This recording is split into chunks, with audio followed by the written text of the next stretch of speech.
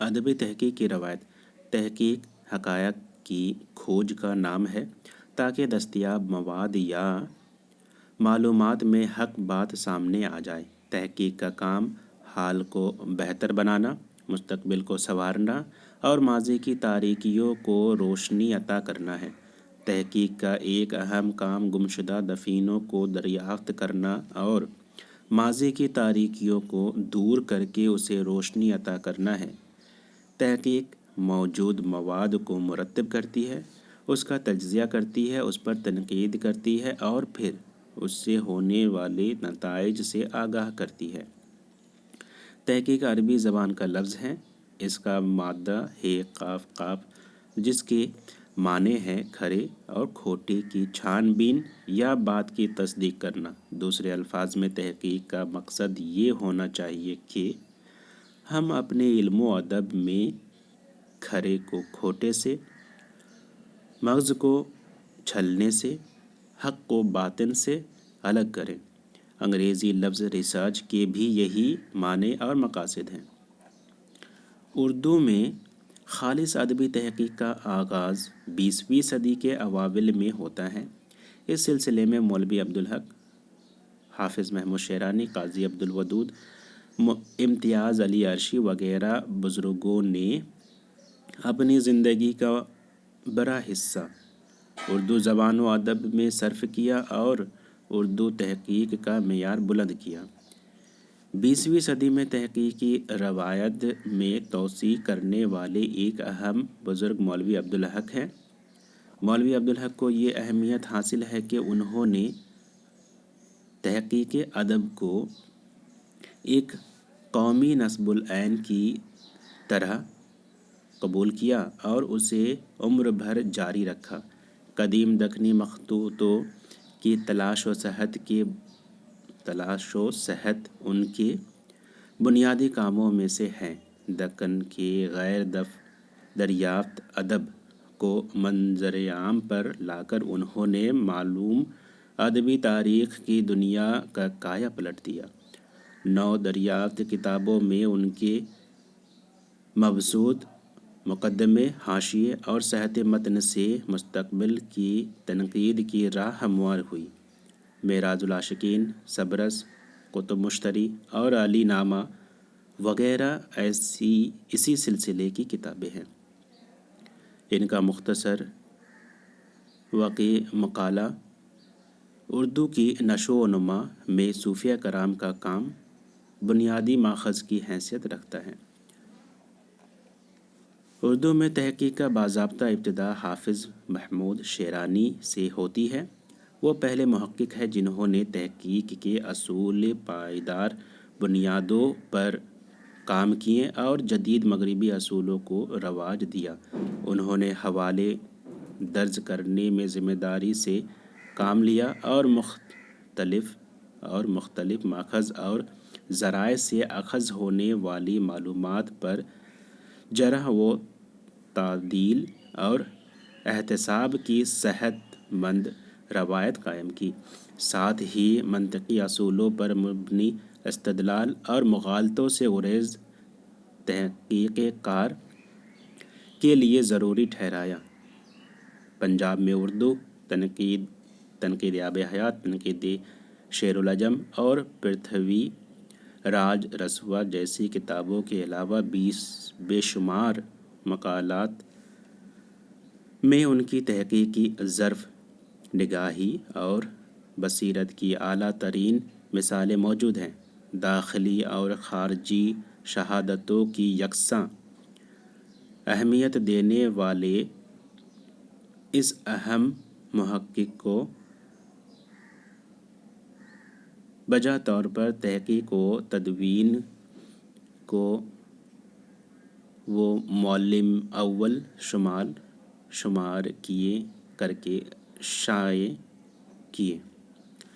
آزادی سے پہلے اردو کی اس تحقیقی روایت کو درجہ بالا بزرگوں کے علاوہ بعض دیگر علماء ادب و تحقیق نے بھی تقویت پہنچائی اور ان تحقیقی کارناموں سے ان کی روایت کو مستحکم کیا۔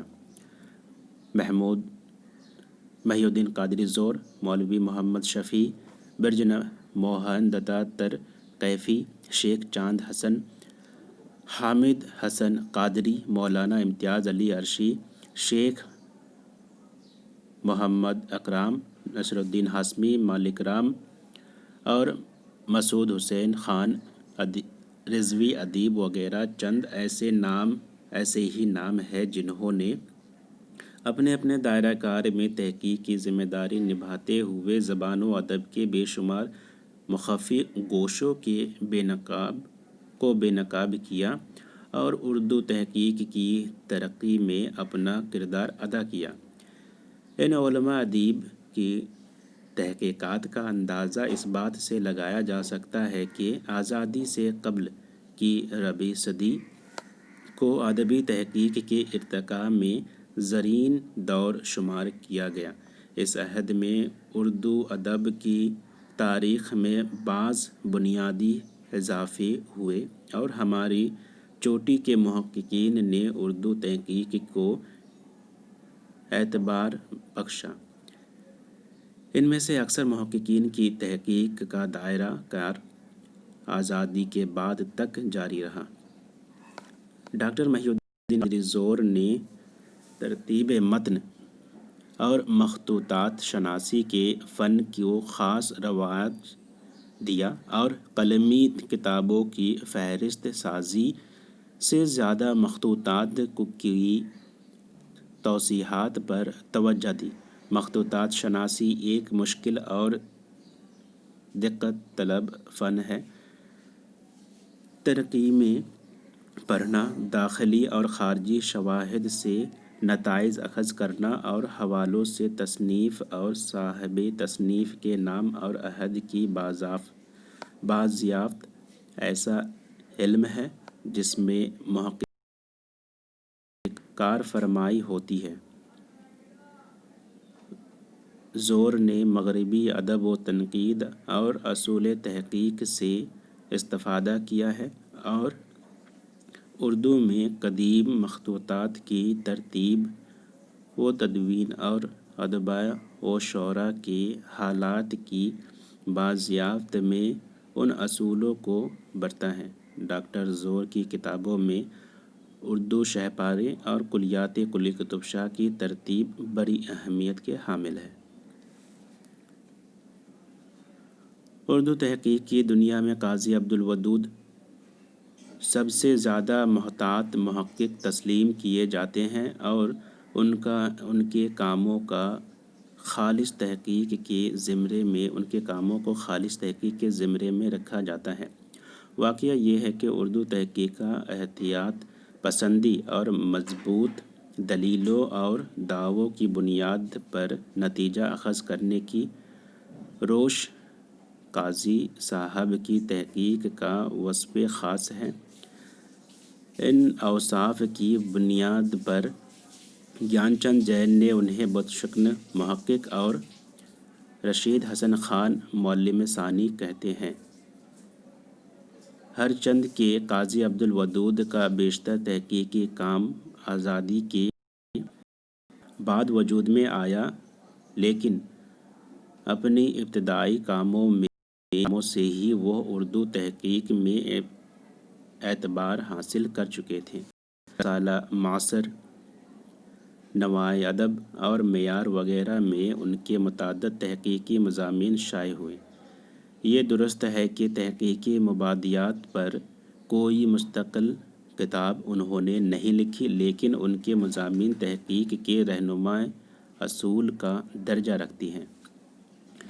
ان کا مثنوی مہاراجہ کلیان سنگھ عاشق کے عنوان سے لکھا ہوا مضمون بلا مبالغہ تحقیق کے بنیادی اصولوں پر مبنی ہے۔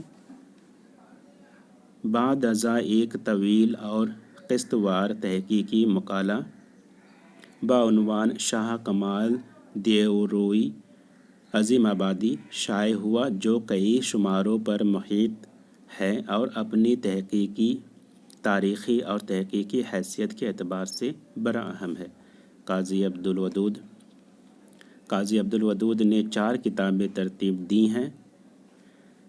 ان میں تذکرہ شعراء مصنفہ ابن طوفاں، دیوان جوشس، قاط برہان و رسائل متعلقہ اور شہر آسوب قلق شامل ہے۔ ان کے مضامین پر مشتمل دو مجموعے عیارستان اور اشتر و سوزن بھی ان کے تحقیقی کارنامے ہیں۔ امتیاز علی عرشی ماہر غالبیات کی حیثیت سے اردو تحقیق کی دنیا میں معروف ہے۔ ان کے کاموں میں مکاتیب غالب ترتیب متن کی عمدہ مثال ہے، جس میں غالب کے خطوط کو سائنٹیفک انداز میں پوری احتیاط کے ساتھ مرتب کیا گیا۔ امتیاز علی عرشی نے واحد یکتا کی دستور الفصاحت اور شاہ عالم آفتاب کا کلام نادرات شاہی کی ترتیب و تدوین بھی کی ہے۔ تحقیق متن ایک محقق کی حیثیت سے ان کا نمایاں مقام ہے۔ تنقید تقسیم ہند کے بعد سے اب تک کے عرصے میں اردو تحقیق کی روایت کو ثروت مند بنانے میں جن محققین نے اہم کردار ادا کیا ہے، ان میں ڈاکٹر سید عبداللہ، doctor Ghulam Mustafa Khan, doctor Waheed Qureshi, doctor Sohail بخاری، ڈاکٹر جمیل جالبی، رشید حسن خان، مشفق خواجہ، ڈاکٹر گیان چند جین، ڈاکٹر تنویر احمد علوی، ڈاکٹر یوسف حسن خان، ڈاکٹر مسعود حسین خان، ڈاکٹر خلیق انجم وغیرہ چند ایسے نام ہیں جو اردو تحقیق کی عمارت میں اہم ستونوں کا درجہ رکھتے ہیں۔